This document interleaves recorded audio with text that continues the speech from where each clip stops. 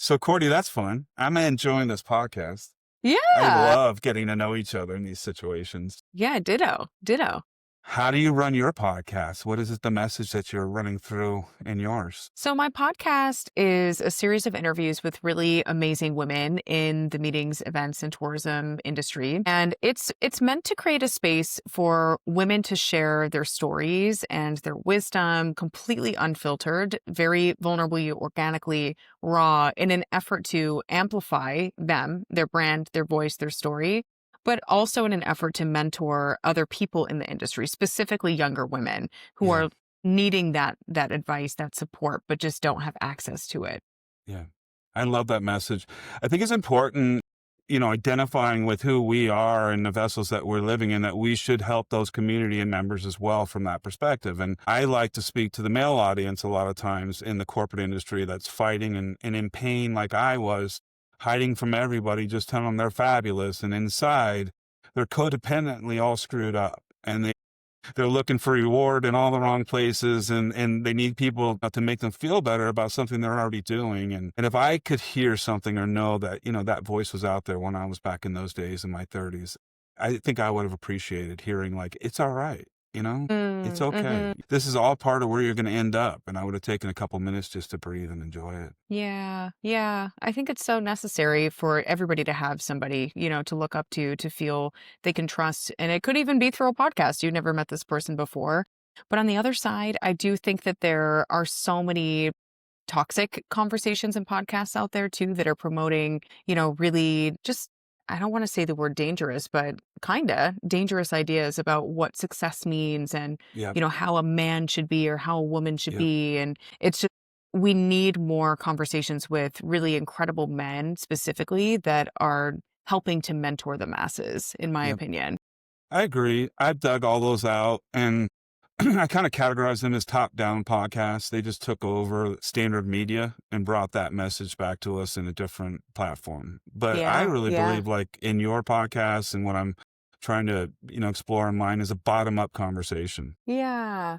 to realize, like, hey, this light that we shine is just as valuable as anybody's light in the Yes. context that somebody hears it in. And we could all agree that it needs to be seen in some sort of a packaging, but it's not true. The Mhm. packaging is the organic part of it, and the journey that we're on is sharing in real time. Hey, we don't have all the answers. I didn't write 6 books to tell you how to think this way.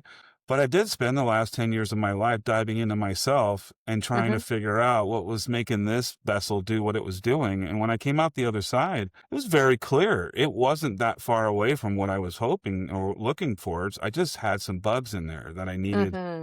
people to tell me it was okay to release and to Mhm. realize, like, that's all right. You were raised codependent. You don't have to be that way anymore. You can just shine an example and take on that, that place in who you think you are. And I like to say, like, the first day you take a step into that world on your own, that feeling you feel is just as good as the day you've taken it 5 years later. It never changes. Mhm.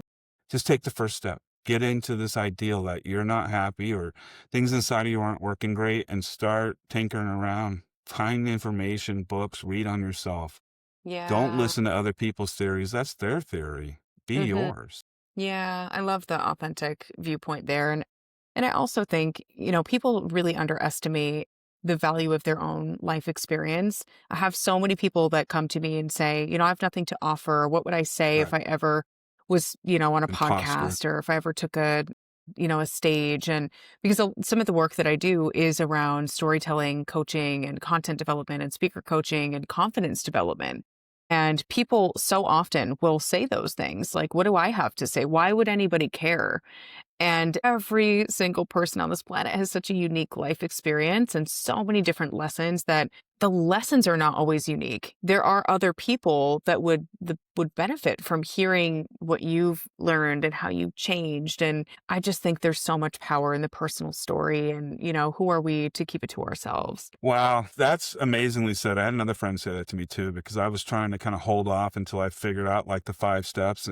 And she's like, that's so sad that you wouldn't share with people right now what you know. And I'm like, what? And she's like, yeah, you need to like start just being you and stop with all this other stuff. And I saw this representative in the music industry give a concert once. I'll shorten the story, but he wasn't stereotypically the person I would have expected to entertain this audience. But he was able to do something with his light that literally shocked the heck out of me. These people had the best night of their life, and they were not invested into that feeling.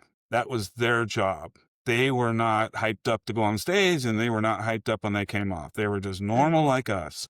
Mhm. But it hit me like, oh, like this person just shared light with everybody. And I walked away with an impact that that person didn't even know by being their authentic self. And I realized, like, oh, you don't need to be the best package to do that. You could do that wherever you're coming from. And if you Mhm. can find that in yourself, it's not really about pouring soup. It's about talking to the people at the tables that are having lunch, and start to dig in there. Yeah. Yeah, and so one of the keynotes that I present is all about building trust through vulnerability and empathy, and we miss so many opportunities to get to know the person underneath, the surface of what we see, and there's so much more to learn. Like, we Yeah. barely see the tip of the iceberg when we have a conversation with somebody. So to be able to really take the time to peel back the layers of someone else, and at the same time, and sometimes before this happens, be willing to really peel back your own layers and Hmm. show, the human underneath and the stories underneath the person that's in front of them. So much opportunity for connection there. And I think that we miss that. We miss that so much. And we got to stop. We got to take the Yep. time. We got to take Well, the this is the 5 minutes, the messaging. 10 minutes. Yeah, I think Yeah. you're right. This is the messaging, and it's just a different way of communicating that we're all realizing is happening, and we're all using different tools now. And it's not about doing something that we used to do, more than evolving into the tools that we have now to implore these same basic techniques of just, touching that light, like you said, and finding that place Hmm. within all of us that we know that we're bigger than this, that this is the game. Yeah. We are maestros in our own play. We should love all the characters. There Yeah. should be no reason why you don't like anybody. You stuck them all there. They're there to Yeah. help you get through this crazy thing. And in the end, it's this game. How do you want to feel about it when you get there? Do you want to feel like you played the best you could, or do you want to feel like you missed the boat a little bit? But to your point and everything you shared today, and I can't wait to learn more. It's about finding that place within you that doesn't need to have its authenticity validated by the people around you, Yeah. that you just realized that you needed to move from this to that to the next thing until you found that place that made you feel like. And I run to a lot of examples in the events industry that are trying to leave a career job and find that in themselves now. And I tell you, we're out here for you. We're Hmm. listening. Hmm. The friendships along the way that I've made in this scenario have gotten me through this. Knowing you now, Courtney, and knowing that there's other people out there shining their light and, showing their mirror, it makes your day feel like it makes sense, because when you're off camera and this thing's done, we're still just at our Yeah. office working. It's not like Sure anything are. special is happening. There's no audience out there, Yeah. you know? It's Yeah. been amazing, my friend. I love It sharing really with you today. has. Yeah. Thank you Thank so you. much. Thank you, Dean. You're, you're welcome.